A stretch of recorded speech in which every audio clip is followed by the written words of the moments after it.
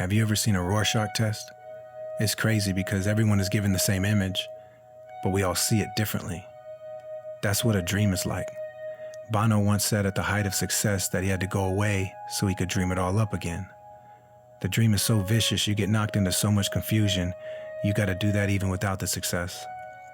Fidelity to a dream doesn't mean you get the dream. It just means you give your life to it. I don't know why it means so much. I just know that it does.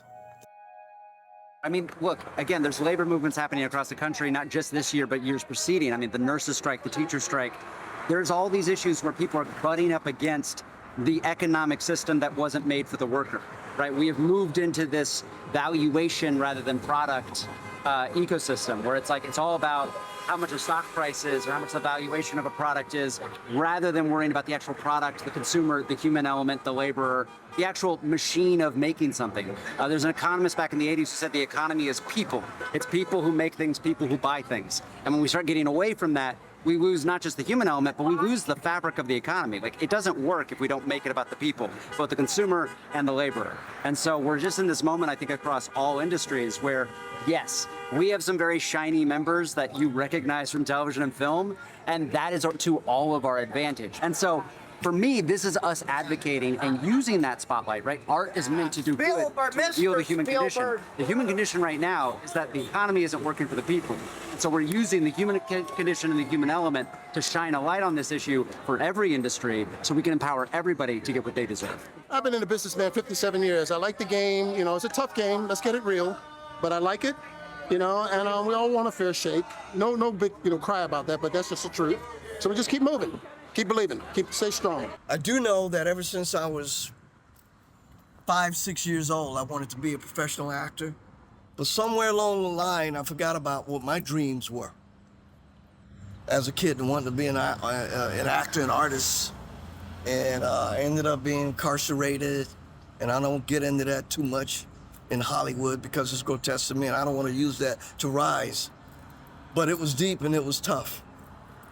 I found myself in college, majoring in theater, going on to get my master's degree, in New York City, working with Lee Strasberg, doing plays off Broadway. And you have to live your life on the edge. There's a playwright named Samuel Beckett. He coined this thing. He says, have you ever failed? Then fail again. Next time, fail better. Well, I mean, I've been really lucky. I've had really amazing kind of supportive family, really supportive group of actors that I've been really lucky to act with. Yeah, I mean, right now I'm feeling like one of the lucky ones. Obviously, I'm on a kind of bigger show, and but a lot of people are struggling right now, and I think that it's incredibly important that we're striking for the right things. I mean, it's the same thing for everybody, which is it's your life. If you're not using it to the full extent of your potential, then what's the point? I mean, we all just want to be happy and satisfied in what we're doing and how we're doing it. And for some people, that's having a normal job and making money and using that money to spend on things that make them happy. But for some of us weirdos, they need to do the thing that they love. You can't have any kind of TV show without real emotional acting and real actors in these TV shows and movies, whether it's background or anything else. Background is what makes these shows and movies look real. So you can't just copy a background space and put it in there and not pay them. It's ridiculous. We're fighting for our jobs. We're fighting for fair contracts. We're fighting for the minorities that are in this business. I'm Middle Eastern. It took me over 10 years to get a decent agent. And when I finally start working, this stuff starts happening. So we just want a fair chance. And it's really hard to survive out here in LA. We don't make, this is affecting the small guys. We don't make a lot. Yesterday I found out Western Props is closing. It's been around for years. It's a multi-family generational store. And we're gonna see a lot of more of that coming into the next 30 days because people have no revenue coming in and they're on life support as we speak. Where are you living right now? Right now, I'm just out of my car, just, trying to find a place. What's it like staying in your car? Oh man, if you want to put yourself in a difficult position, it's a real challenge. I mean, I'm already here. I'm doing it. I can't really, put myself in a position where I'm, just looking down on myself all the time. So I'm driven, that's for sure. What did Sammy Davis Jr. tell you about being an entertainer? I'm a professional tap dancer. A lot of people don't know that. I'm a hoofer. But and within the tap circuit in New York, we used to have these big tap festivals, and all the greats used to stop by. So this one time we was on a set of the movie Tap, and Sammy was there, and somebody asked him a question. I don't remember what the question is, but his response was, you gotta be an entertainer. You can't just be one thing in this business nowadays. You can't just be a singer. You can't just be a dancer. You can't just be an actor, because where he comes from, he did it all. And at that time, I was like slowing down on acting and saying that I'm just a tapper. So that re-influenced me to be like, why can't I do it all and do it well? So that basically was the lesson from the god Sammy Davis. It's not even just the entertainment business. I feel like we have so much community support. I think that we're on the forefront of a major labor movement in this country, and I'm really proud to be a part of SAG-AFTRA right now. I think that the workers are rising up everywhere. I think that's what we're going to see. Hey, how you feel today, man? I feel hot, but I feel like I should be here, like everybody else should be here. I was working a real job, as Dad used to say, painting an above-ground water tank. An electric line arced over to the aluminum extension pole. 7,600 volts. That was 36 years ago. And that's when I became a performer with disability. And I just finished, I've got 2 films out. This is why you see right now a lot of young Asian Americans in the business, because we saw, Crazy Rich Asians, Everything Everywhere All at Once, all of these, Joyride, Shortcomings, all of these opportunities come up.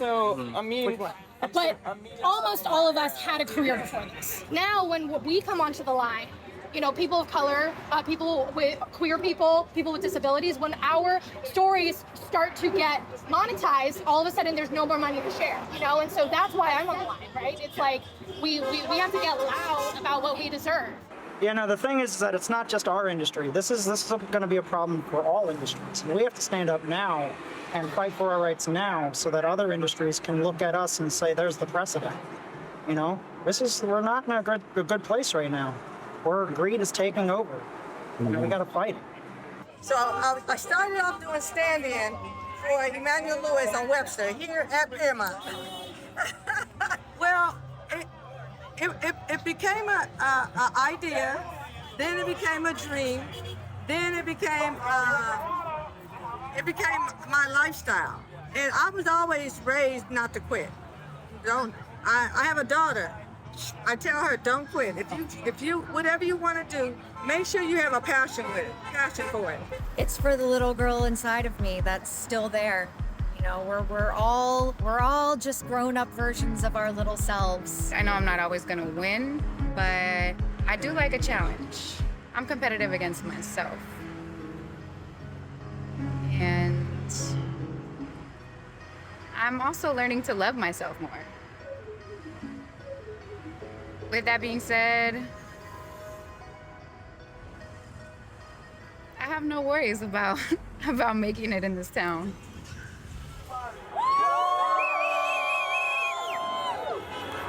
Everywhere we go, people want to know who we are. So we tell them, we are the union. The mighty, mighty union! This is what union power looks like, folks. Give me some. Man, I'm out here with my man Paperboy. Paperboy here! Good to see you, man. Yeah, I see you out here documenting authorization to vote. You know what I'm saying? Because nobody ever really votes because we have 160,000 members And most of them don't make enough money or don't really work, so they don't feel vested in it. But the fact that we got this authorization really means that people understood that it was imperative right now, and we got to get something done. And it's not about the people at the top. I mean, hell, if you made your health insurance 2 years in a row, you're an anomaly in this industry. It's about the people who aren't making health insurance. It's about the people who are losing their income and seeing their residuals wiped away, man. And so we gotta be here fighting for them, because if we don't have them, we don't have a union. Paperboy still riding with my homie. We still in the mix. That was like my first job, y'all. I think that was like maybe my first job. Yeah, what's going on? Behind the scenes, Paperboy, Take 5. Reggie Watkins doing it big, you know. Gonna be with my friends here, we doing it big up in here, man. Oh, it's your boy. Who the fuck asked you anything? Now I'm just saying. No. Even all that. It's alright. I didn't ask you shit. Shut. I wrote, directed, and produced Paperboy at a time when I was living reckless, and I ended up getting a DUI. I went to jail. I lost my license. I couldn't even finish the film. I never finished it. And I got blipped out of the industry. I ended up working in construction for 3 years, completely out of the industry, completely living a different life. And I ended up falling off a scaffold and almost dying. I broke my spine, I broke my arm, I broke my foot. And when I was in the hospital bed, I just, I had the time to reevaluate, and I just thought, I almost died doing something that I didn't love doing.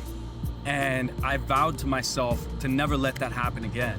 And I committed, once I got my health back, to start from scratch, to start from day one, from the bottom, and just get back into it. And it taught me appreciation. It taught me to be grateful for even the grind, to be grateful even just to have the vision and the fire and desire to want to do this, regardless of success. Just having that freedom to be able to live this life, for me, was the gift. And so if you're not doing what you love, what the fuck are you doing? You've seen it, you grew up in the business. What's the aim for you? Pay us and don't replace us with AI. I want to have a career like her. Yeah? Yeah. Which is Mommy Dearest? Yeah, she said. Follow in her footsteps. Just fair pay. Share, I mean, if you're making $155 million on one movie in a weekend, just trickle some of that down. I'm a background. I don't want to be an actor. I just want to work. At my age, I just want to keep, as long as I got my health, I want to keep working. So when this is over, I hope I can get some more work or get some work. I feel like I'm a part of history right now, and that a lot of things are going to change because of this, and I'm just very happy to be involved, very happy to be a part of it. I'm a film intimacy coach. So what I do is I teach actors what they need to know before they get cast in any form of nudity or sex scene. So I've done intimacy coordination, I'm an intimacy coordinator, but actually I want to get to the actors before they even need an intimacy coordinator. Yeah. Yeah, because I'm an acting coach. I've been an acting coach for 30 years. And you kind of grew up in the business. I grew up in the business. My dad was a film critic. Okay, when did you move here? I moved there in November. November, and you came here to do what? To do makeup. Makeup. Makeup artist. Okay, what's the goal? Do you want your own company? What do you want to do makeup for? TV, movies, what? Everything. Everything. And movies, especially, you're like a personal makeup artist, so I'm trying to work hard. So that's funny, but we study that actually in the French school. They're gonna teach us what's the American dream. So they were telling us about, the workers trying to travel to America to make more money to work. And they would bring their families over there. So obviously you're attracted to that place. You have all the studios and stuff, and so you want to be here. You're like, that's where the work is. So I think that's why everyone is attracted. Because I can relate. I'm from Sweden. I just moved here to the entertainment industry. That everything is produced here with movies and everything, and I wanted to be in it my whole life. And there's no movies made in Sweden, really. I've been here for 1 year, but I still go to the Hollywood sign and just stand there and watch, just appreciate. Because I'm wow, I'm really here. I've seen that on movies and stuff, back in France, my whole life. And it just helps me like realize like, okay, you're really here like as your goal, and you gotta keep going. Hang on. Wait. Hang on. She needs to be a part of this. Go ahead. You are so extra. Okay, let's see. Sorry, I write Oh my God, so. those left-handies are crazy. I know. You know, I got your girl on here. Right here. That's Oh Cheryl Lee. my God, Cheryl Lee Ralph. She used to come on KTLA all the time. I used to book her. She was so inspiring, and she would sing. She's so multi-talented. Love her. What's it like to have your dreams come true? I mean, having your dream come true, having your dreams come true is like having your dreams come true. You know what I mean? Like, you don't think it can... Say that again. They were honking. Say it a little bit louder. That was it. Yeah, What's it like to have your dreams come true? Having your dreams come true is kind of like having your dreams come true. You know, you don't think something's possible and then it happens, and it's like a dream.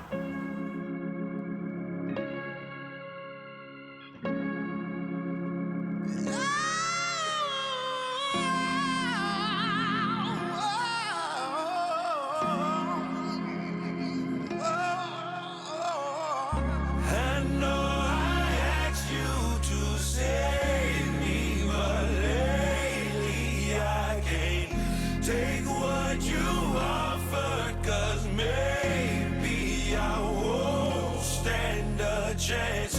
Be honest, you wouldn't take me, 'cause lately you can't turn your back on all the hate and the blood on your hands. Lately I can't. Lately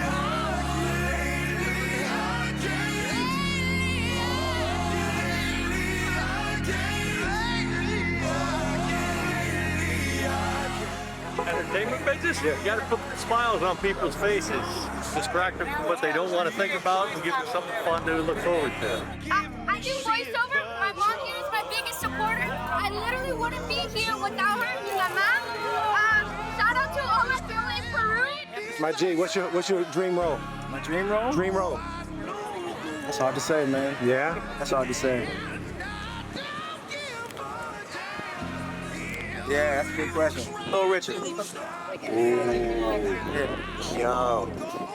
That's one. Exciting answer, man. It's That's true, man.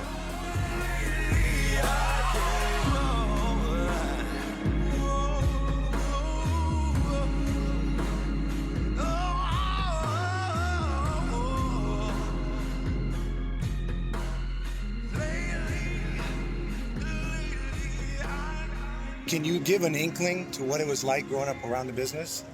Oh gosh. Yeah, it was, you know, it's sort of a weird, it's a very strange thing, but you don't really know it's weird until later. I mean, yeah, I think there were times where I started to get paranoid sometimes that, like, maybe if someone wanted to be my friend because they liked me or for some other reason, and I was most of the time was just like a poison in my own brain, and not a pleasant way to live or look at people. But yeah, I mean, I think it all depends on.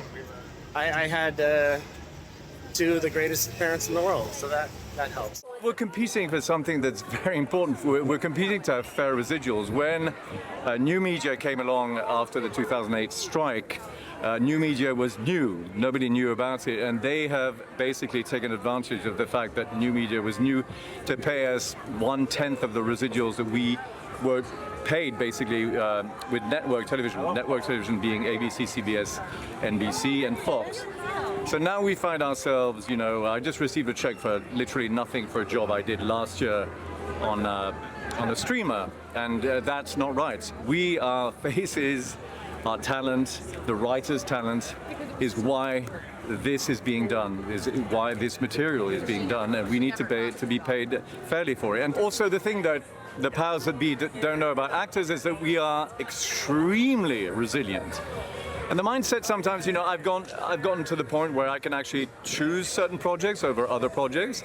So the mindset is sometimes you can be out of work for 6 months, but you know within yourself that your talent will get you another job. It's not always the case, you know. I think the mindset of every actor is resilience, passion for what they do. That is, above all, an unbelievable amount of courage. No one in any business, I'm talking about corporate business, gets as much rejection as we do, but we fight it and we continue because of our passion, because of our resilience and desire to do the thing that we love. Well, what the fuck is guaranteed? I'm not guaranteed to be here tomorrow. I mean, nothing's guaranteed. Dreams are the decathlon. Everyone ain't gonna make it, but the ones that do, it's always worth it. No matter what the fuck they had to go through, it's always worth it. Thoughts are always going to be there to try to stop you from doing something great in this world. And trust me, they come all the time. I might not be able to control most of the things in life, but I can control the way I think. There ain't a negative thought in this world that can stop me from chasing my fate. This ain't for the weak.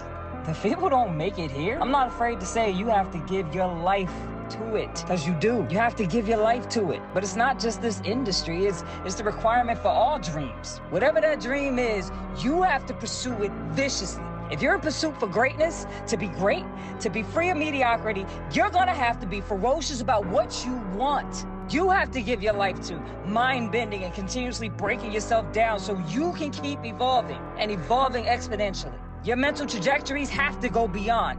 If you want to be number one at something, your mind has to be godlike. Tell me what's your mindset coming into the industry? I mean, it was just hungry. It was on my grind. You know what I'm saying? It was like, I gotta do this. I've been watching half of these stars that I'm out here with right now my whole life. And the whole purpose was to get out here and to do what I needed to do. I knew I had a gift and a talent to bring to this monster of an industry that we call our industry, but I came in to do what I had to do and make my mark. See this man behind me? Yeah, what's up? Let me tell you about this man. All right. He came out here a month ago, drove out here. Right now, he's starting from the bottom, going to the top. He's been in his car for a month. I see him out here all the time. Look at that. Look at that face. Look at that hunger. Look at that hunger, baby. I want to tell you this. I've been where you are. Literally, I've been there. I'm very serious. I've been there now. Not once, not twice. I've been there, okay? And I know how it feels to be literally doing it big, like you got little, opportunities, and at the same time sleeping in your car, barely got anything to eat. Don't ever let that be a deterrent to stop you from what you need to do. As a matter of fact, let that be your fuel to keep going. Because it won't always be that way. Exactly. Yeah, I was here as, do I have the button? Yeah, right there. Yeah. I was here in the 88 strike also. We are comedy writers. And one of the great things about being a comedy writer is there's some guy in Ohio who had a rough day at work and saw something that we wrote and felt a little better for just a minute or two. And that's a privilege that you get by being a writer, to make people happy who you don't even know and will never meet. And he's more philosophical. I look at it, being able to write comedy is a party trick, and I have no other marketable skills. It's just something I do really well and enjoy. Getting comfortable in the interims, knowing that they're going to happen, the downtimes are going to happen, and sometimes that they're years, and developing practices that have just been my own and just for me, such as being part of like an acting studio, being a part of things that fulfill me artistically, or things that I can make without needing permission from others. Like, that's the thing that sustains me. That's the thing that keeps me driven, and always not sticking to a purpose of like, oh, this is the thing I do and this is what I'm going to do, but constantly questioning that and challenging that and coming up with new priorities and new things that drive me, new things, and not judging the past things, but also not judging the new things that I want. Like, those are the things that are important for the in-betweens, for the downtimes, for the things like strikes that are gonna happen. I like to write about drama and horror, but topics that will help society move forward. So I just wrote a short film about trauma and how to heal from it. Yeah, people think fame and fortune solves everything. Once I get this bread, I'll be good. Once I get famous, all my problems will disappear. Once I make it, life is not my life that I used to be dealing with. Nah, it's never like that. It's never like that because you still gotta go home and there's no cameras rolling. We have some close friends that were, that took their life, man, and it's sad because he was a great actor, he was a great artist, he was a great person, he was a great human being. But my man D'Angelo had some issues and demons and, you know, everything that he dealt with growing up. Anybody out there that's dealing with mental health, please seek some help, find some help, open up, talk to your people. You know, if you've got somebody that's positive, that's gonna really be there for you, that really gives you good advice, you know, like a mentor, a family member, anybody, you know, seek out that help, get that help, because, you know, we want you here. I wish D'Angelo could still be here.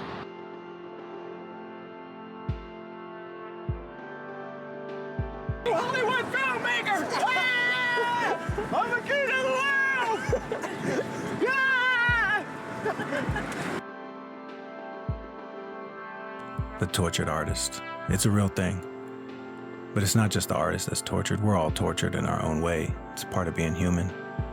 I remember starting out and slowly creating through my pain. It's all I knew.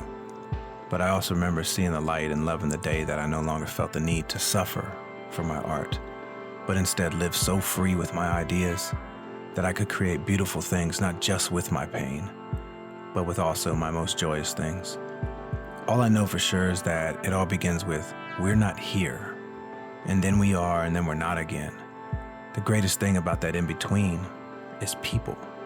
Life would be immensely drab without having one another. Unfortunately, life is also about losing things, the most dearest of things.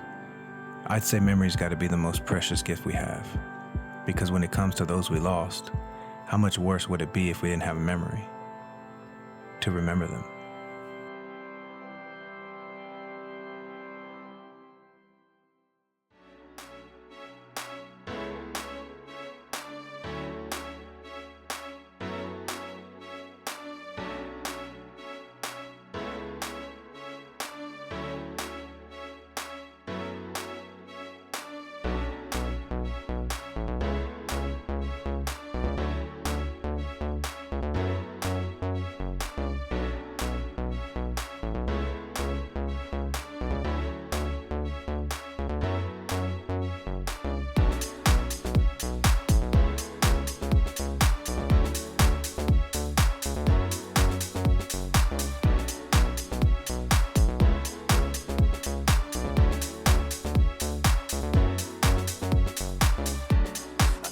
Stars across the sky, but none of them like you and I.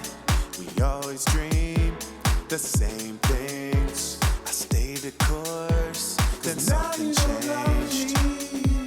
No, you say that you don't like the person I become. Put me down to control me. Yeah, I'll just be a regret you can look back on. Yeah. I'm blowing up like a supernova, a superstar. As a comedian and driving, Dan and I used to live up Barham, and Mayan was born up there. And I would drive down here in Bronco 2, and I would see these walls, and I would think to myself, what does it take to get on the other side of that wall? And standing here today, I finally realized the answer. The answer is it takes everybody.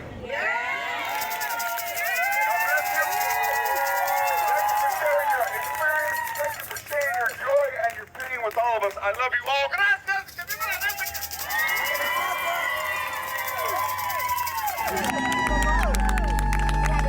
And this is how it needs to be, people. There's no separation. And everyone's like, no, esa dominicana, esa cubana, esa americana. No. We don't stand for that here. We are one. Tell me what it's like, what it's been like doing all the choreography, you know, for the Latinas acting up. Yes, it's been amazing to be able to share my also, I'm an actress, but my dancing gift with these women and connecting and bonding. It's just been an amazing experience. And I'm seeing, like, through the picket line, we're bringing so much joy and also just hope that this is going to go the way that we want it to go. And just to see, when we first see the writers and actors, they just, are marching. But when we start dancing, they're just smiling and they're like, this is the best picket line ever. So it's amazing for us to be able to bring this to them.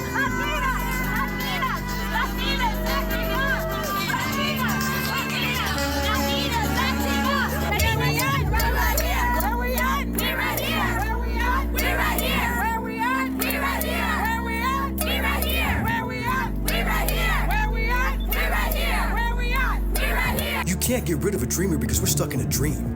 If we're breathing, we're dreaming. We laugh when we cry. We dance when it's the most darkest, and it doesn't matter a single bit to us if you understand the methods to our madness. Our madness is our madness, and we're going to break through because of that madness. I can't explain this feeling to someone who's living without it.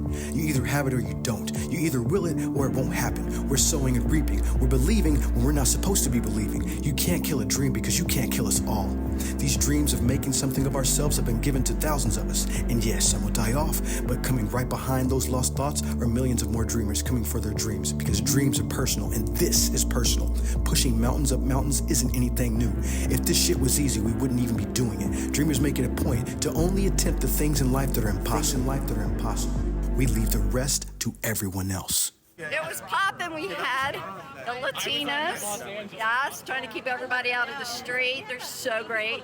I've been in this business for a long time, and I want to see it last. I want to see the young ladies that come after me have a place to go and create art and have it as a profession if they want. So the things that I'm fighting for and trying to stand in representation for today is not just because I want to continue doing it, but I want there to be a continuation of it in the future. And if I don't get out here and stand alongside these other Latinas and trying to raise our visibility and raise our collective voice, then there won't be anything left. This industry will implode. Everything that we're fighting for is not just for what's fair and equal, it's for sustainability. It's so that in 2-3 years from now, there is a business. I must say I've seen a great deal of progress in terms of opportunities and the kinds of roles that are out there. But does that mean that there's enough? No way. There's so much more. There's just so much more to go. And that's one of the reasons why we're out here together today, is to not only support the strike, but to show that we're a beautiful, wide variety of Latino folks from all over the world that can do anything and everything. Yeah, I mean, it's an honor to be next to someone like John Ortiz, who inspired me as a young actor coming up. And, and I think, I hope I'm a living testament to, like, what he's opened the door for, and sort of keeping the idea of, like, working and creating characters and telling stories, So yeah. I think that's what we care about.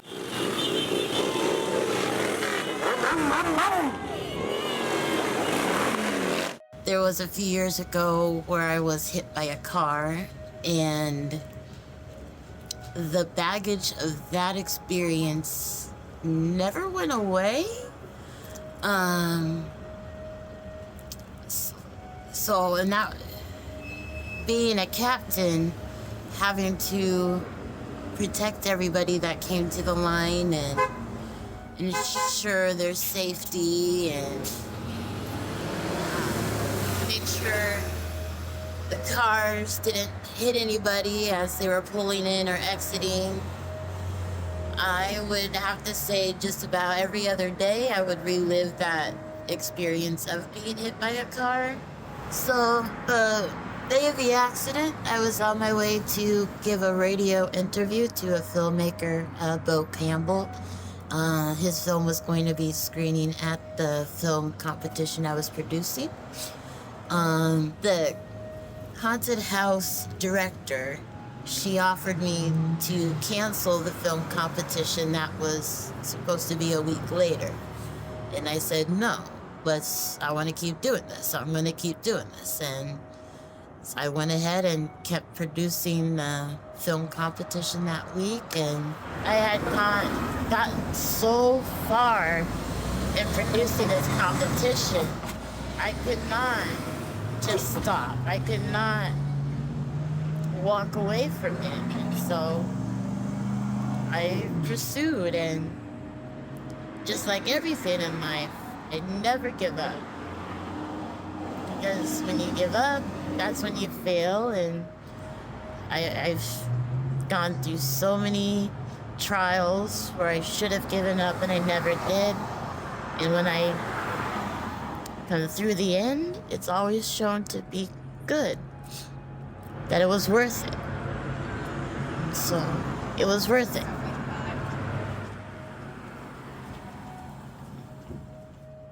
The legendary actor Robert Guillaume, rest in peace.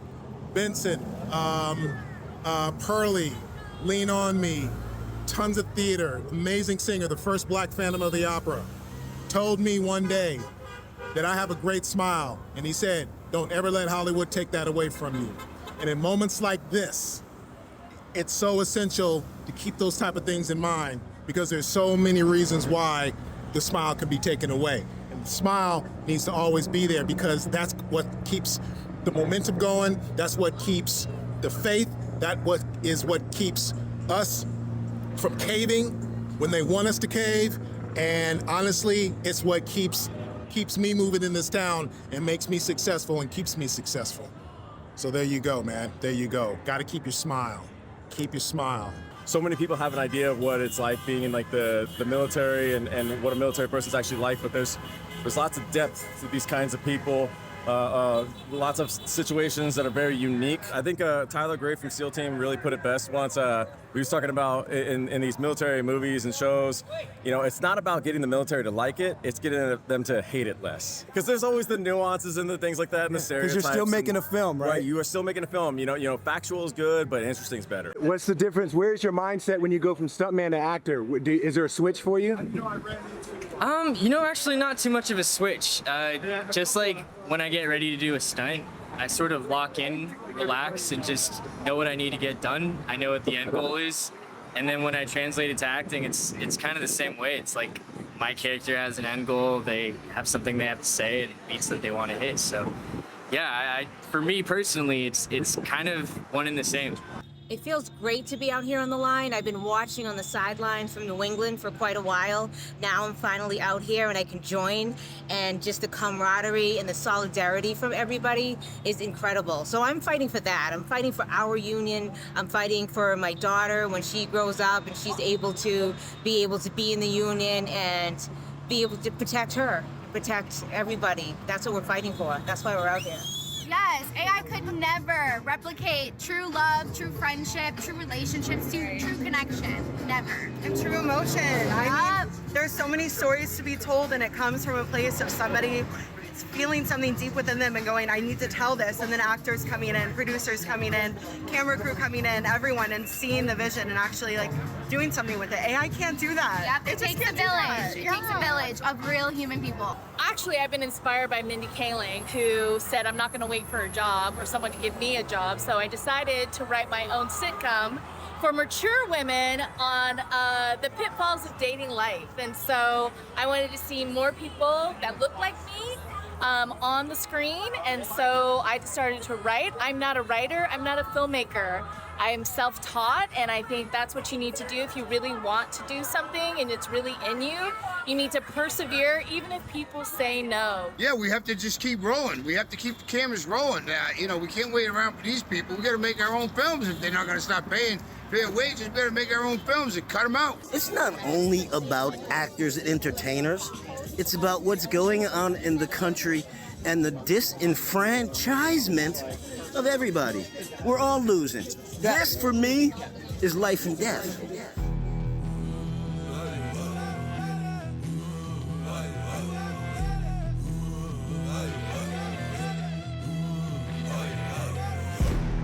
Deep breath, 'cause you're going under. Your heart beats loud as thunder. No way, old ways can change it. Dance with the devil naked, march it to nobody knows. Cut out your permit, start ripping your clothes. Smoke till you're high 'cause you're tired of the lows. African pride got your chest out and frown. Light a fuse, let it go. Fire, fire, no. Police, police, go. Never give up your control. I said it's time to ride. I said it's time to ride. It's time to start a ride. I'm tired of us dying. We are the heartbeat of the entertainment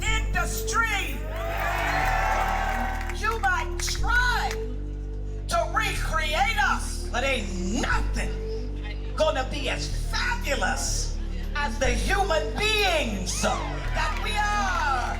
And as we leave this rally today, I want you to remember the strength of the actors that came before us.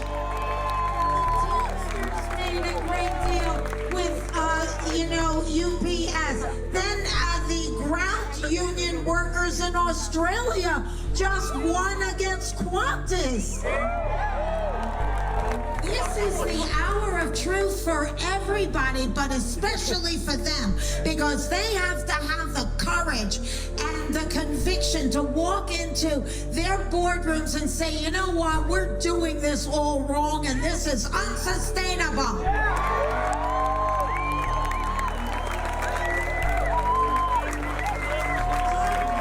You know, I was kind of messing around in the street life. I was selling drugs, I was using drugs. I hit a bad point in my life that I just looked up. I was in a trap house watching this dude slam dope. I just sold to him, and then I thought to myself, what am I doing here? I was 19 years old, and I told my best homie, I was like, if I don't come back to LA, I'm gonna die in jail. So we grabbed his paycheck, we flipped it, turned, one last little transaction, and then we hit it back down to LA. I'm gonna go get a degree. And I chose something for myself, though. The elective was acting. And along that course, I rediscovered myself. I reinvented myself. I found a love for myself that had been kind of trampled on. Ever since then, I've just been blessed to tear down stereotypes of what they think we are and what they think we can play. And it's been a healing journey and process for myself along the way, too. Been out here in California since '87, going to Pomona College for undergraduate. Then I got a master's in drama. So I didn't come out here half-assed and trying to do this. I tried to get as good as I could. Spent money, came out of grad school, acting school, thousands, tens of thousands in debt. So if you don't think that us fighting for a fair wage is important to me, who had to pay off student loans, pay off student debt, fighting for all this, auditioning against hundreds of people, if you don't think that this is important, you're kidding yourself. We're not mad at folks who want to make money. We're mad at greed. Share the wealth. Understand we're in a collaborative medium with actors, writers, producers, costumers. Come on now. Stop it. We're going to win. Don't call me a puppet. Don't call him a puppet. We are not Muppets. We're going to win this, so let's get this together. Come on, let's do it. If you got the dream and you want to come to Hollywood, well, you better be tough with it. Because, feel me on this, nothing comes to a sleeper but a dream. You got to know that you're the next. So you got to keep pushing it. And if the people ain't feeling you, be independent. Shoot it yourself. Get your people together. Make it happen. Because dreams do come true. I'm not going to wait for opportunities to happen. I'm already creating stuff with my friends. I love, collaborating.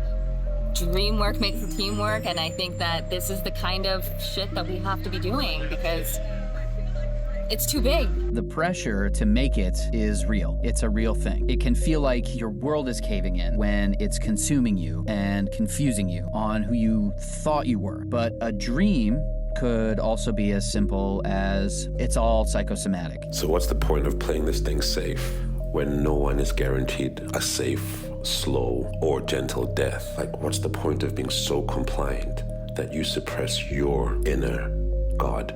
No one is really special. Everything is about timing. Don't break the laws, but you can break these rules, because these rules here, they're not laws. They're not governed by anything. That's how I think God has this whole thing set up. He's going to back you. Just you harvest. You start those little fires.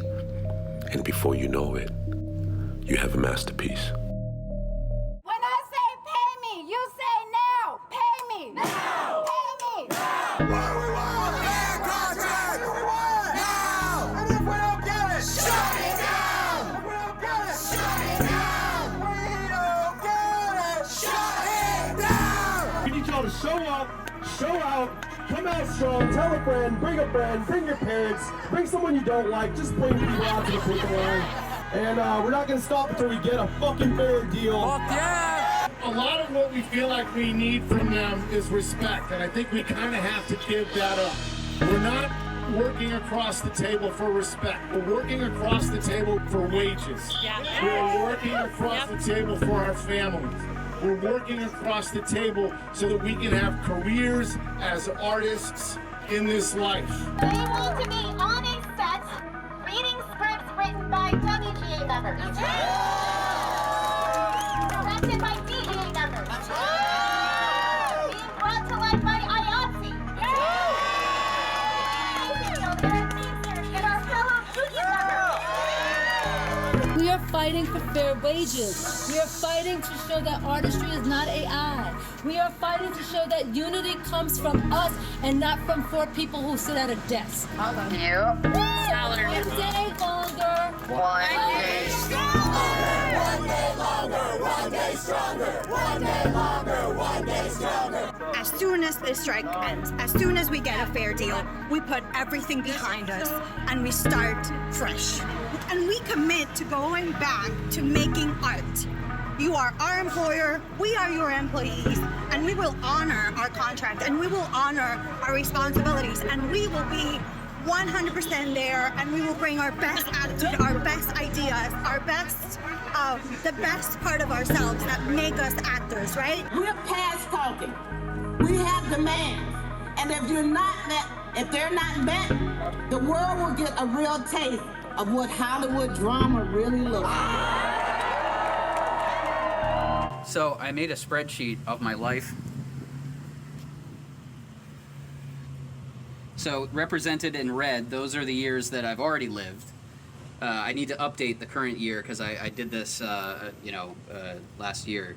These are my predicted years alive based on the lifespan of a male in Pennsylvania. So about 2057, I should be ready to die at that point. Well, I don't know when I'm like, yeah, you know, you got to get your affairs in order. When you lay your life out visually like that, I mean, you can see how much longer, like, look how much longer the grid can go. This is all me not existing. All of these other empty cells. This is my time, right there, that little blip. And looking at all that green, I'm like, okay, well, what am I gonna do in those green blocks? Because it's gonna be fewer and fewer green blocks every year. Am I gonna sit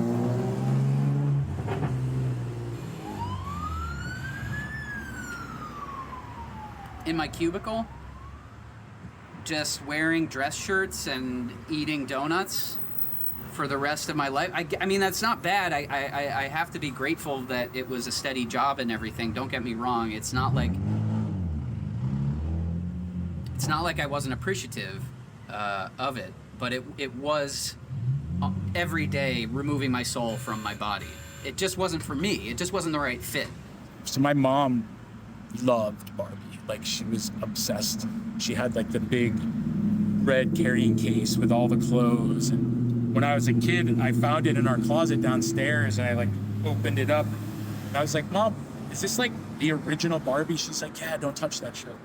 When I went to the set, I could feel that she was proud of me, you know? And I was happy to be standing there because I knew it's something that she would have loved so much. The officer who was choosing, he was a retired LAPD, to do the booking, I happened to be the only bald guy on set that day. And he was bald as well. So he chose me out of all the 100 police officers that day on set to be the one to fingerprint Margot. And, you know, I don't know, but I like to think that my mom had a little magic in the moment, you know? Because why not believe that? What is that? What is that? It is a comedy series that I produced, directed, 25 episodes. Look, multiple characters in one shot, so you'll see it right here. Yeah, that's what we want to see. Right here, let's right get here. To the juice see the juice of it. Of you falling in love with yourself. Oh my gosh, so there I am. That's me, that's me, that's me. Dude, I didn't have anybody. I didn't have a camera person. I had to set up the tripod, get a broom, and focus the broom, and then come back, and then like have my outfit ready, run back and sit down and just be like, and I was just praying to God that I was in focus. Something always goes wrong, but what's crazy, the things that go wrong go right. Like, it's crazy. You will find a way. You get creative. You figure it out. Like, okay, there's no lighting in this. Fuck it. Let's just shoot it. We're here already. Like, it might not look like Hollywood standards, but you know what? The next one will. You know, so it's like you gotta keep doing it. Yeah, buddy, just got that Apple. The edit starts now, Los. The documentary, that iMac. Let's go home and edit our movie.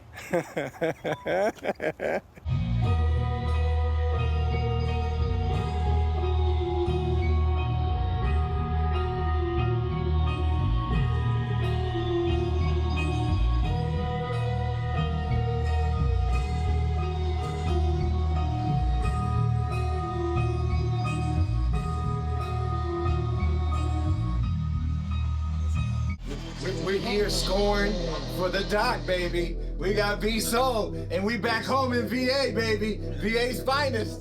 Yeah, baby. Art, like, we make it for ourselves, and then we just share it. But it's always, art is always just made. Michelangelo was making art. I mean, he was commissioned to do stuff, but he was making it for himself. He did it. He didn't sit and paint the Sistine Chapel or carve David, and you know what I mean, and all that stuff because someone told him, oh, you need it. It needs to be like this for the people. The dude did it the way he wanted to do it. He did it for himself. How is AI gonna do that? It's not a thing. That's a hard one. I gotta warm up for it.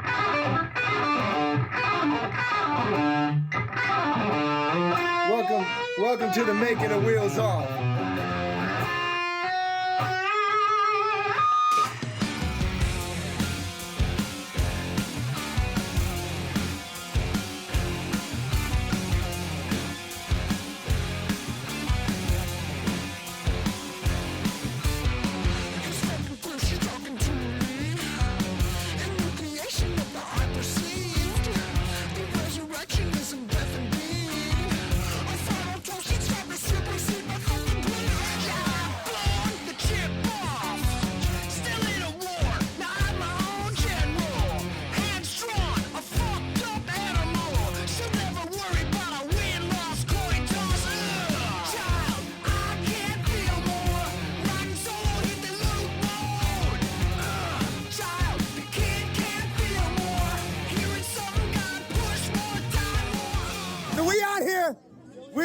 We would Jack Red because we're seeing red right now.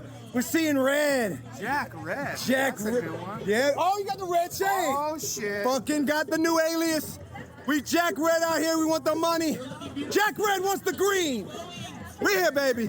We here with Paige. You know he's too calm out here. He's acting like he don't know how to get rowdy. Yeah. We want our money. There we go. Hey, let's go. We do it. There we go. This ain't him. Let's get it. You're SAG eligible. Okay, you're just coming into the industry. You said you're at USC. Yeah. Okay, so what do you do at USC, and what's the dream? What's the main thing? Actor, writer? Acting is my passion, and that's what I would love to do. My big thing is, like, I want to be, do you want me to look at the camera? Yeah, you can look anywhere you want. Okay, cool. I want to be a working actor. I want to create and tell stories. I also think I'd love to produce, too. I think that's what's amazing about the entertainment industry. Everything just intersects. And that's why I think this is amazing, because people are just coming together, and writers, actors, like, just everyone is fighting for the same thing. We want to make a living, be able to survive in this industry, and I think it's amazing that we all come and we celebrate. I have turned down some roles. Okay. I'm a mom of two, and I feel it's very important for me to set an example for my two kids. I have a little boy and a little girl, and we're hitting those crucial ages where when they see mom on TV, am I being a positive influence for my kids? Am I being a negative influence for my kids? But in the future, I just want to be that person that I can make somebody laugh. I can make them forget their real life. My husband had spinal surgery a couple years ago, and I will never forget what Max Greenfield did for him in his recovery and the thought process and the healing. And to me, that's why we do what we do. We make people forget about the drama in their real life, and they can come like be with us in our fake drama. And I love creating that for people. Just a little bit of my life. My mom murdered my father at my age 3, and so she used to get so loaded. She was a stripper. She used to get so loaded, she would ask me to roll her joint at the age of 4. And I started rolling her joints, and then I would roll hers, and then she'd say light it because she was on Red Devils. And then after that, she would light her stuff after it's lit. And so I go back and roll up the rest. As I got older, with the cameras when they hit me, and I'm on set, I don't have the urge to smoke because I'm doing something that feeds my soul and the hunger to want to do any kind of substance. And that's what entertainment does for me. It helps me stay away from the substance of life. I'm here with the rest of my people. We're trying to get paid. My story is I'm trying to get insurance. Had insurance for the last 4 years. Need to get it one last year, but the strike is going on. These guys don't care. They're affecting everybody, and they're trying to just cheat us. They're not paying what we are worth, and it's affecting all of us. So we got to get paid, man. We got to get paid. Everybody else here gets paid. It's important. We have families, we have bills, we have dreams, but we don't do them for free. So why don't we just go back to the table and figure that out so that people can actually raise their families and live in a decent home and continue to make great art with the companies, because I really enjoyed working for Amazon. I love working for Amazon. Really, really.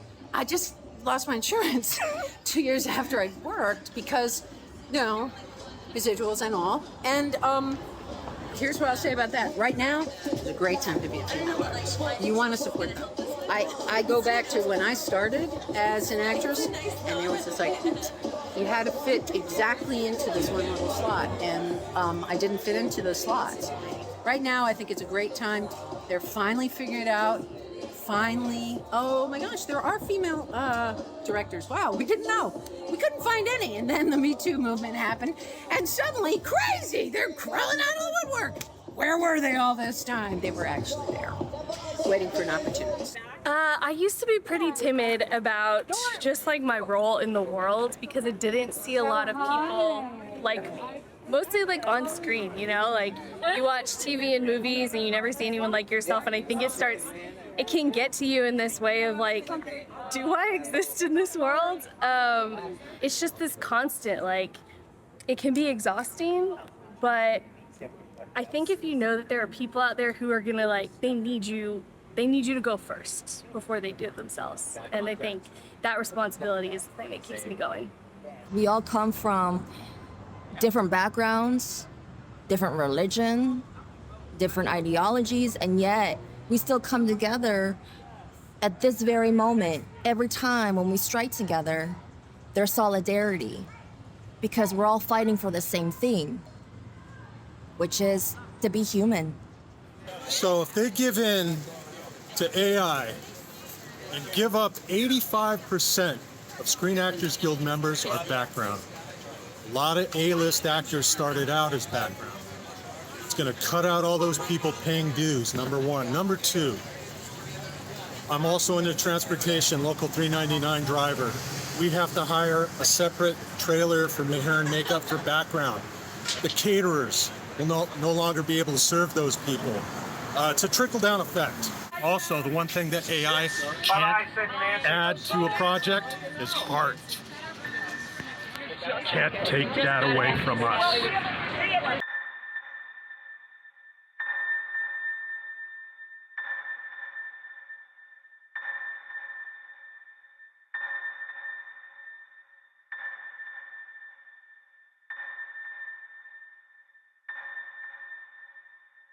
I wake up every morning happy that I'm above ground. It's a good feeling.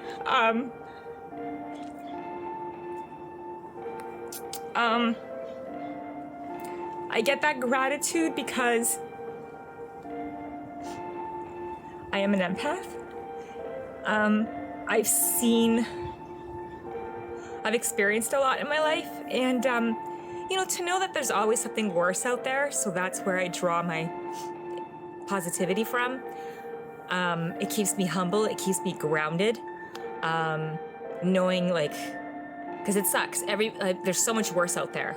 I've lost a lot of people, whether it's cancer, whether it's, you know, suicide or freakish accidents, and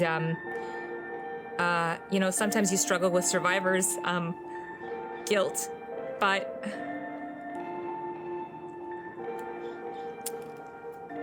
because I almost died in January. I was literally dying on the operating table.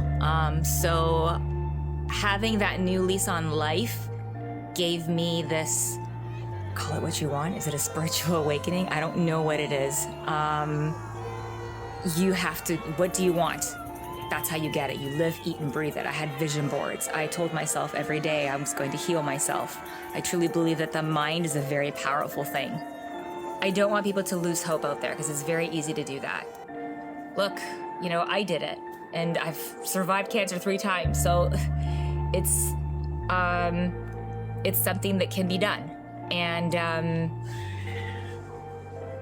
yeah, you just have to believe in yourself and surround yourself with good people, because you don't want that energy to drain or to dim your light, because yeah. I'm calling my agent. This is supposed to be 9 feet tall. This is unacceptable. I'm not allowed to have cachootery with the other people. This is racist and wrong. Where is my union? Right here. Oh, honey. Oh. My first acting job, yes, I got my union card in '78. You're not going to believe this. I played a UCLA basketball player in a industrial film. It's called Basket for Timmy. I know you find this hard to believe. And I told them I played basketball, and then I showed up at the gym and I couldn't make a layup, and they had to shoot the film in the locker room, which wasn't good for me either because the towel was way too big. But that's true. '78, I got my card. I haven't paid my dues, but I have my card. When I heard what they said, when I heard one of the heads of the studio say, well, I guess we gave you our best offer, and this is what you chose to do. Well, we'll see you when you're losing your homes and you can't feed your kids. That is exactly a mentality that reigns amongst those that have money. And those of us who are working have a great responsibility for our families and to who we are. So now we have to become inventive.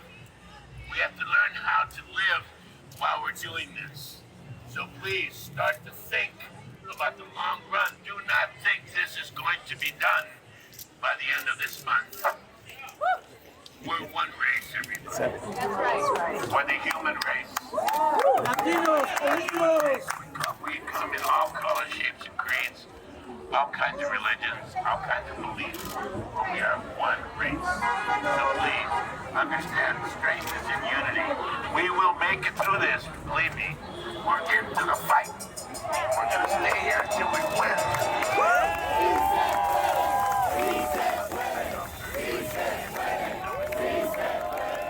Well, this is a good example of the camaraderie that one gets on set. You get to get together with a bunch of people you've never met before and create something hopefully beautiful or funny or sad or all of the above. It's a team sport. We're team players and we're sticking together. That's right. So did you guys meet in the workspace on the show? Fell madly in love on Devious Maids. Yeah. And the rest, as they say, is history. But that's what a good ensemble does.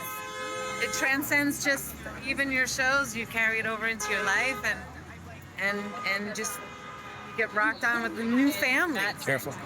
Absolutely. What's your last words? What's the last words on the strike? We gonna win? We're gonna win. One day longer, one day stronger. All right, so the question before us today is, how do you balance life and the business over a long period of time? And the answer to that is very complex, and I'm not sure I really have a grasp on it that I can explain, but I'll try. The business has got a hold on you. You have a hold on your life. If you can control your life in any way, from time to time. I certainly have not been able to. You can stay alive, which will allow you to continue to work, they tell me. But if you can keep yourself alive, manage your life, so you hold on to your dreams, and you can find something going in the business that will help you support that, then, you know, that's it. Be happy with that, because that's all there is. That's it. I hope you make it. I feel like I have, but every day I wake up and my dream is expanded a little bit more. So keep your dreams flexible. You'll be okay. What does it feel like to have pretty much what you think you can always pursue, kind of have it taken away, but it's right back in our grasp again? Do you appreciate it more? Oh, yes, absolutely. And you know what? I also appreciate how everybody has come in and support. I mean, first of all, look at this. All these trucks, right? Giving us food, water, everyone's support of what we're doing, and that's beautiful. I'm just saying, we are ready to be on the other side of those walls. We've been out here since July. We're at the table with the negotiating committee and the studios right now, and I feel like we're about to get some good news in the next few days, baby. We're about to be back at work. Y'all about to see me back on the TV screen. I know you miss me. Ah! Yeah, baby, kickboxer legend right here. Love it. Hey, man, tell me just one idea that, looking back on the film, looking back on it and how it stands the test of time. What is that? What does it feel like? What does it feel like? Guys, a film that will never go away. Keeps coming back. It's a thrill when people walk up to you and say your lines to you. It's like my wife will say, "Do you know that?" Yeah.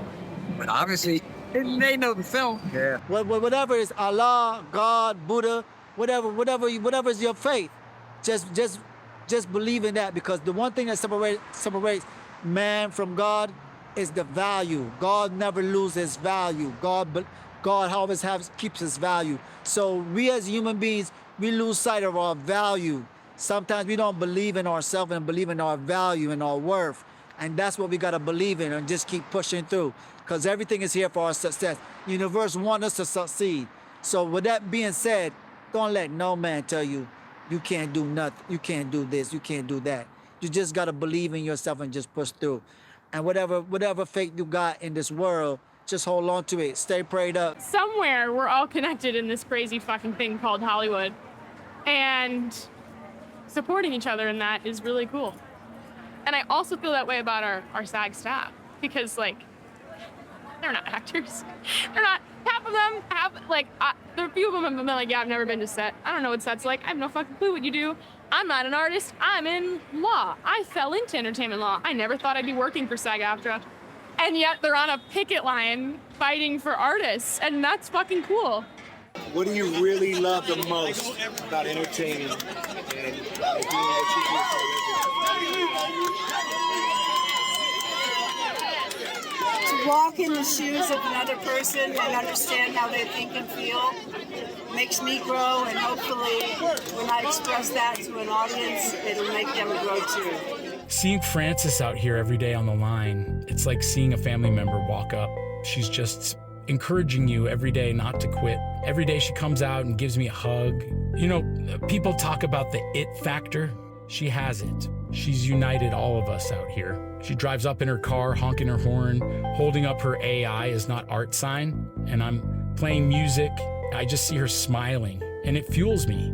She's just a sweet, sweet, sweet woman. Yield to our deal, motherfuckers! I'm becoming Francis. Becoming Francis. It's a whole documentary based off of this moment. A six-part series based on this event.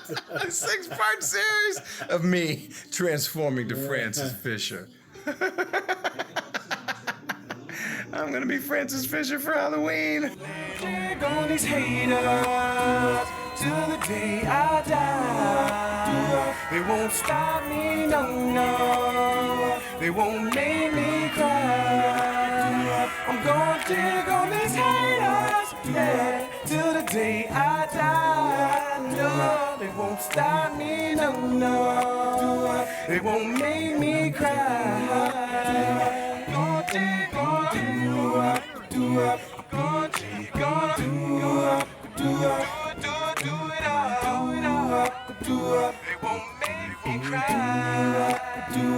Sweet, sweet, sweet, I swear. No.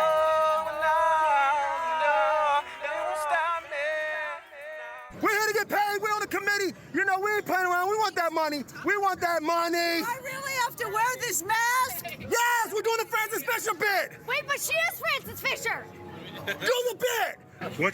What's the key to doing a great impression? What are you thinking about to get the inflections and all of that? You know what I mean? I just go and Google Jay Pharoah if he did that impression, and then I copy Jay Pharoah impression. I can't. You will never do an impression better than him, so I just go.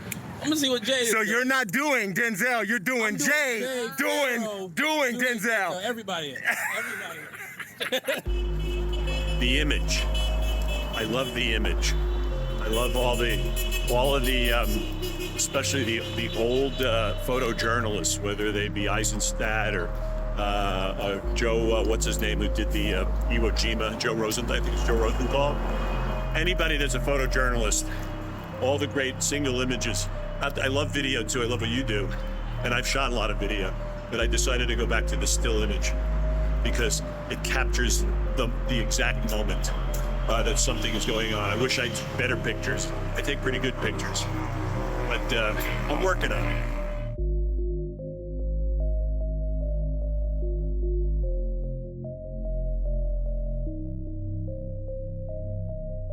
They say a picture is worth 1,000 words. Can you picture your life without your dream? You're the only one that can turn yourself into yourself. And if you don't remember who you are, you'll just forget who you're supposed to become. This is the city of angels, and the angels are ghosts of past dreamers who either held their dreams or failed to. But win or lose, their spirits are still lurking, watching over the city, just to see who wants it the most. In Hollywood, it's Holly Week. We had Amazon Fresh. We're about to pick up some food, and we're about to take it to Amazon Studios. This is a battle. Class warfare, spiritual warfare, whatever you want to call it. Psychological warfare is what it is. But I repeat, ain't no AI robots coming to pick up this food, to carry it to humans, to nourish, to replenish their energy. It ain't about vanity, fame. This is really about showing humanity, human unity. To be real, it's nice to come down here and have fun with all the SAG people and to rally. It's extremely hard year. Extremely hard year for me. I lost my apartment early on. I don't remember if we remember that. Don't like my living situation. So now I've been somewhere where I hate for like 100 days. And then you take away something that I've done for 10 years, which is modeling and acting. So now I can't do what I love to do. I hate where I live. Literally, the strike is one of the things that gets me out of the house. And you know, you try and have fun down here, but honestly, I've been so stressed out, so tired and so depressed, like literally so tired. Because now I'm up in the valley. I used to live down here. It takes an hour to get here, so these strikes are really wearing on me. Happy birthday to you. Happy birthday, dear Eli. Happy birthday to you.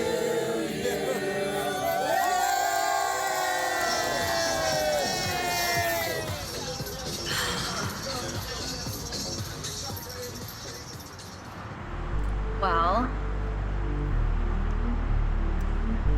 in life, when you find out what you're meant to do, what your purpose is, as some people say, you really can't do anything else. You can try. I've definitely tried. I've tried to go off the path, a 9-to-5 job, something where maybe I would have a steadier income and insurance, and I wouldn't have that anxiety of where the next paycheck was gonna come from. But at the end of the day, I was miserable because I was giving up a huge part of who I am. Actually, not a huge part, all of who I am. You know, I would love to say the very typical writer thing, where like I write a beat sheet, I write an outline, I come up with my themes, and then I start being very formulaic with it, when sometimes it's literally just a vibe. And I can't get it out of my head, and I don't know what it is. But then things start clicking, it starts processing, the stew starts getting more vegetables into the pot, and then next thing you know, you're building a scene, and then the scene starts to build itself. I found this out just on my own way. Eventually, at some point, a script will write itself, and 9 out of 10 times, don't fight it. The beautiful thing about film and movies is it's a team effort. It's never on one person. Like, yeah, the director is the one that runs the ship and it's their vision, but they can't make a movie by themselves. It's a whole team effort. Everyone's in it together. Most people in the industry feel the same way you do. They feel like they're just a piece of this big cog. Learn about the business, learn about the history of film, learn about what people did before. That's something a lot of people don't do. They just kind of do their thing and move on. But if you kind of learn the lessons from the past of how people accomplished things before, like the history of filmmaking, you can learn a lot. We hustle for every gig we get. We're gig workers. We struggled through the pandemic, but we surpassed, we rose up, we got more creative. How are we gonna go back to work? We're gonna do PPE, we're gonna protect people, but we're still gonna create. We still are out here creating. We're still a community of people. We still surpass any sort of barrier that's in front of us, because that's what creative people do. Yeah, I had a lot of people comment on the fact that we seemed so happy, and I had a lot of journalists even that would pull us off to the side and just say that even their audiences that were reading these articles were confused where that positivity was coming from. And I think at its essence, it was the community that we found. You would go to certain lines and it would be a bit quieter, but once there was a sense of embracing who we were, embracing the fact that we all have this shared struggle, suddenly there was joy. And suddenly it resonated with the fact that we were all united. And suddenly you found yourself having conversations with 4 to 5 people a day that were deeply philosophical in regards to artistry, in regards to our approach to it, and realizing we're all one and the same. And it's different generations, it's different age groups, it's different gender identities, it's different ethnicities, and yet we all felt equal and we all felt understood. And I think that's what's so different about this. Welcome to the happiest picket on earth. Yeah, baby.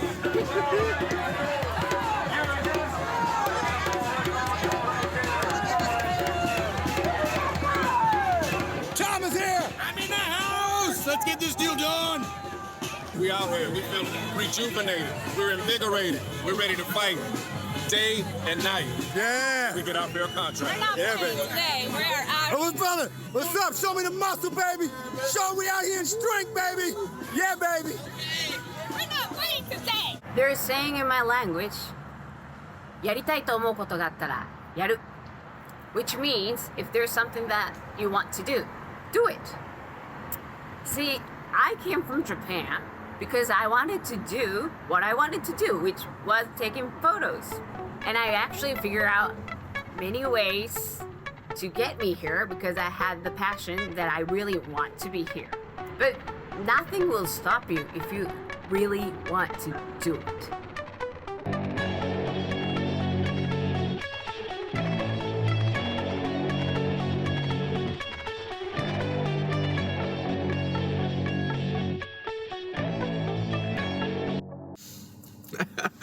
Let's do let's do 10 seconds. Let's see what it seems like. We had 2, so let's do 10 seconds.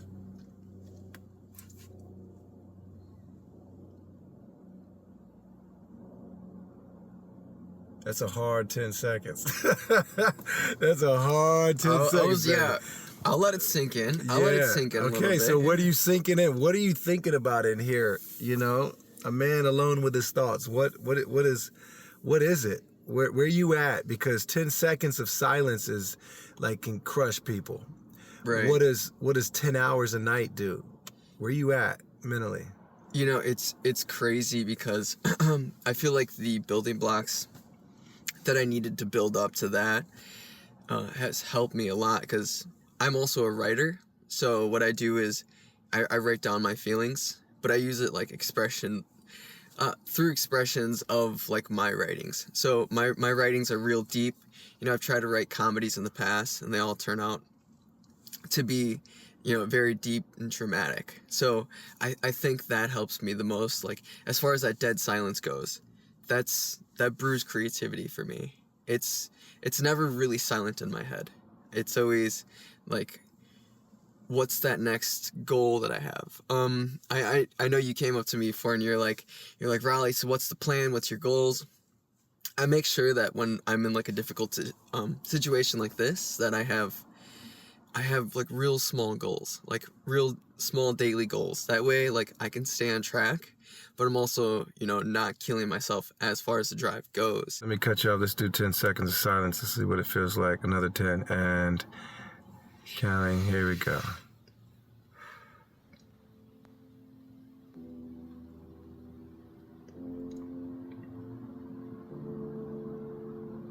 And the night never stops, so we're gonna add another 8 seconds. Go.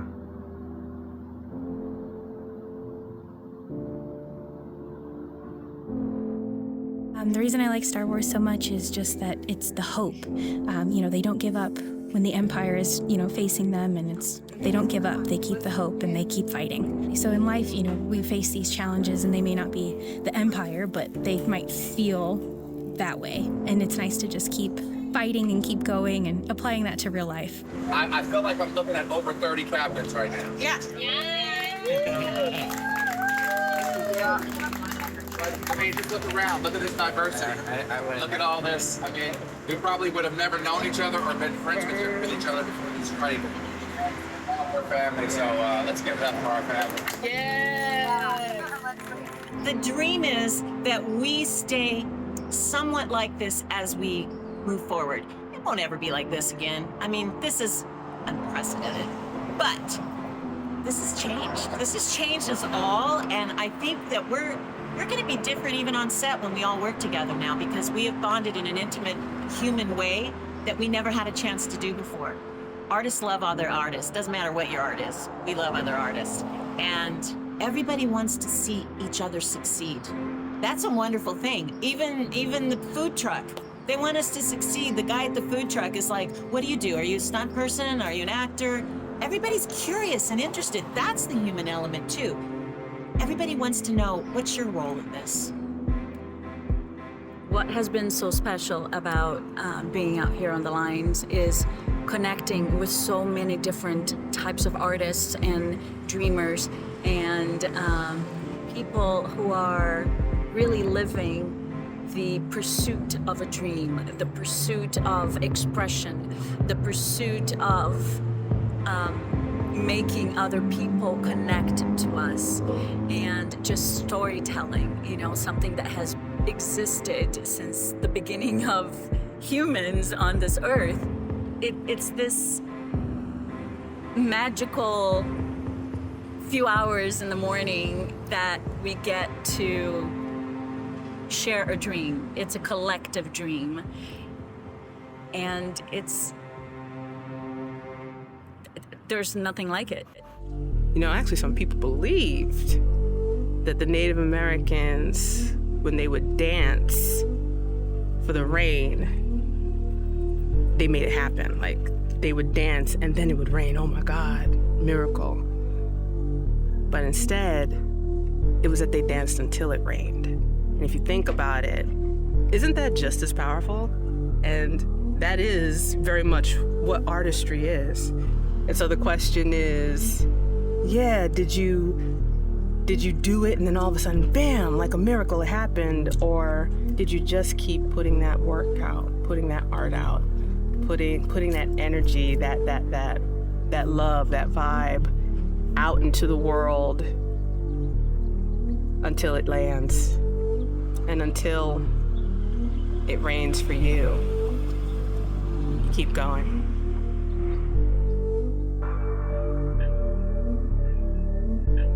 What are you complaining about? We knew it was hard, all right? They're not just giving away Oscars when you get off the bus from your shitty little town, all right? You gotta work hard for it. There's people that are sleeping in their cars that come from good homes. They're pursuing their dreams. They're trying to make things happen, all right? They're not out there complaining. So shut the fuck up and just fucking get that winner mentality. And of course that it's gonna dim. Of course it's gonna fade. But you gotta be a self-starter and kick yourself in the ass and get that back to like when you first got here. You gotta remember why you started.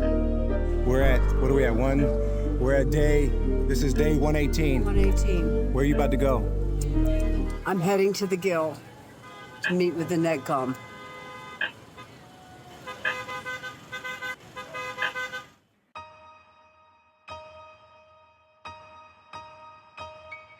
Storytelling is compelling and powerful. It can change lives, it can elevate society, it can and enlighten people's minds, and I think that's really important. Storytelling is necessary for the growth and evolution of humanity. I know whenever my time in this physical plane of existence is over, that I won't have regrets. You gotta maximize what you have, where you are, and see where it leads you, because your gifts make room for you. If you're an artist, or if you have a passion or a love for something that you can make a difference. This is such a powerful time in Hollywood history and in cultural history that it was hard not to feel it from the moment you stepped out there. Well, we all we got. There's no cavalry coming for us. Billionaires, corporations designed against us. So as working class people, we have to be our own cavalry and we have to be our own solutions. We are the heartbeat of this industry. The writers, the actors, the PAs, the gaffers, the grits. Who is talented? We are. Who is dedicated? We are. Who is the future of this industry? We are. We are there. We are on the lines. We are in the negotiating room,